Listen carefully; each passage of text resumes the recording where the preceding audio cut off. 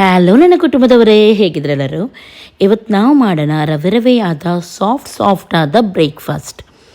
ಹೆಲ್ದಿಯಾಗಿ ಕೂಡ ಇರುತ್ತೆ ಹಾಗೂ ತುಂಬ ಸೂಪರಾಗಿರುತ್ತೆ ಇದರ ಟೇಸ್ಟ್. ಜಸ್ಟ್ ನೀವು ಒಮ್ಮೆ ಟ್ರೈ ಮಾಡಿ, ದಿಢೀರಾಗಿ ನೀವು ಇದನ್ನು ಮಾಡ್ಬೋದು. ಓಕೆ, ಇದಕ್ಕೆ ಬೇಕು 1 ಟೇಬಲ್ ಸ್ಪೂನಷ್ಟು ಮೆಂತೆ ಹಾಗೂ 2 ಟೇಬಲ್ ಸ್ಪೂನಷ್ಟು ಹೆಸರು ಬೇಳೆ.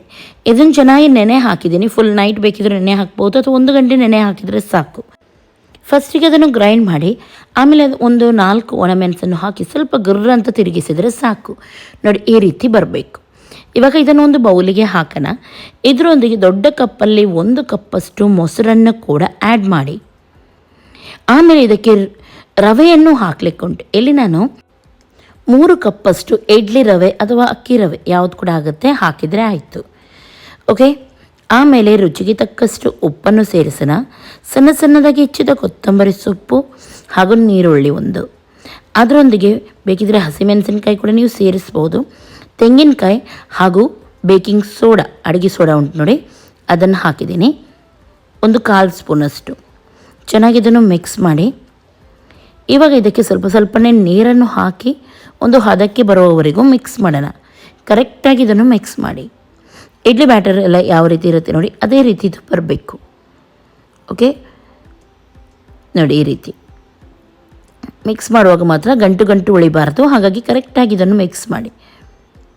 ಓಕೆ, ಇವಾಗ ಇಷ್ಟು ತಿಕ್ಕಿದ್ರೆ ಸಾಕು. ಇದು ನೋಡಿ, ಹೀಗೆ ಏನು ಮಾಡೋಣ, ಇದನ್ನು ಒಂದು 10 ನಿಮಿಷ ಹಾಗೆಯೇ ಮುಚ್ಚಿಡೋಣ. ಆಮೇಲೆ ಸ್ವಲ್ಪ ಡ್ರೈ ಅಂತ ಎನಿಸಿದರೆ ನೀರನ್ನು ಹಾಕಿ ನಾವು ಪರ್ಫೆಕ್ಟಾಗಿ ಮಾಡ್ಬೋದು. ಓಕೆ, ಒಂದು 10 ನಿಮಿಷ ಆಗಿದೆ. ಇವಾಗ ಇದನ್ನು ಮಿಕ್ಸ್ ಮಾಡಿ ನೋಡೋಣ. ಸ್ವಲ್ಪ ಡ್ರೈ ಅಂತ ಎನಿಸ್ತಾ ಉಂಟು ನನಗೆ, ಅಲ್ವಾ? ನೋಡಿ, ಡ್ರೈ ಆಗಿದೆ. ಇದು ನೀರೆಲ್ಲ ರವೆ ಪೂರ್ತಿಯಾಗಿ ಎಳ್ಕೊಂಡಿದೆ.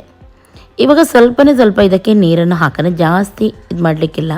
ಅದಕ್ಕಿಂತ ಮೊದಲು 2 ಟೇಬಲ್ ಸ್ಪೂನಷ್ಟು ಆಯಿಲನ್ನು ಕೂಡ ಸೇರಿಸ್ತಾ ಇದ್ದೀನಿ. ತೆಂಗಿನೆಣ್ಣೆ ಹಾಕಿದ್ರೇ ಸೂಪರ್ ಆಗೋದು ಇದು.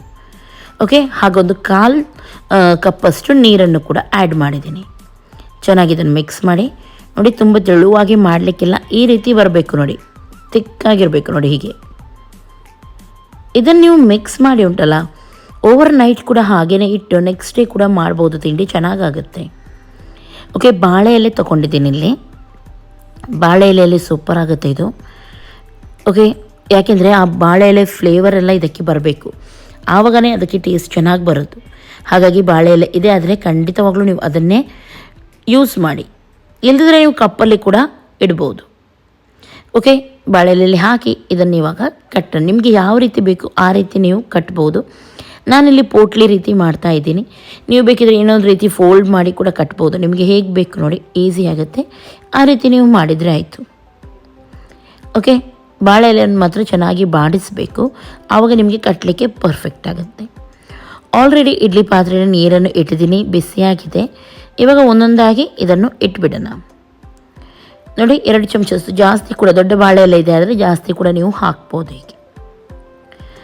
ಓಕೆ, ಇದನ್ನು ಎಲ್ಲಾದರೂ ನೀವು ಟ್ರಾವೆಲಿಂಗ್ ಎಲ್ಲ ಹೋಗುವಾಗ ಆವಾಗ ನೀವು ತೊಗೊಂಡೋದ್ರೆ ಬೇಗನೆ ಕೆಡೋದಿಲ್ಲ ಇದು. ಯಾಕೆಂದರೆ ಇದು ಬಾಳೆ ಎಲೆಯಲ್ಲಿ ಸ್ಟೀಮ್ ಮಾಡಿದಲ್ವ, ಚೆನ್ನಾಗಿ ಬರುತ್ತೆ. ಅಥವಾ ಮಕ್ಕಳಿಗೆ ಟಿಫಿನಿಗೆ ಅಥವಾ ನಿಮಗೆ ಲಾಂಗ್ ಟೈಮ್ ಇಡುವುದಾದರೆ ಇಡ್ಬೋದು. ಇದನ್ನು ಏನು ಕೂಡ ಆಗೋದಿಲ್ಲ. ಓಕೆ, ಒಂದು 20 ನಿಮಿಷ ಚೆನ್ನಾಗಿ ಇದನ್ನು ಬೇಯಿಸಿದ್ದೀನಿ. ಇವಾಗ ಒಳ್ಳೆ ರೀತಿ ಇದು ಬೆಂದಿದೆ. ಇವಾಗ ತೆಗೆದು ನೋಡೋಣ ಯಾವ ರೀತಿ ಇದು ಬಂದಿದೆ ಅಂತೇಳಿ. ನೋಡಲಿಕ್ಕೆ ಅಂತೂ ಸೂಪರ್ ಕಾಣ್ತಾ ಉಂಟಲ್ವ, ಇದು ಒಂಥರ ಯುನೀಕ್ ಆಗಿ. ಓಕೆ, ಎಲ್ಲವೂ ಚೆನ್ನಾಗಿ ಬೆಂದಿದೆ. ಇವಾಗ ಒಂದೊಂದಾಗಿ ಇದನ್ನು ಓಪನ್ ಮಾಡೋಣ. ಚಟ್ನಿಯೊಂದಿಗೆ, ಸಾಂಬಾರೊಂದಿಗೆ ತುಂಬ ಸೂಪರ್ ಆಗುತ್ತೆ.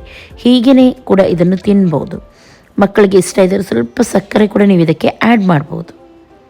ನೋಡಿ, ಎಷ್ಟೊಂದು ರವೆಯಾಗಿ ಸಾಫ್ಟಾಗಿದ್ದು ಬಂದಿದಂತೆಲ್ಲ. ಬಿಸಿ ಉಂಟು, ಹಾಗಾಗಿ ಸ್ವಲ್ಪ ಚಾಕುವಿನ ಸಹಾಯದಿಂದ ನಾನು ಇದನ್ನು ಕಟ್ ಮಾಡ್ತಾ ಇದ್ದೀನಿ.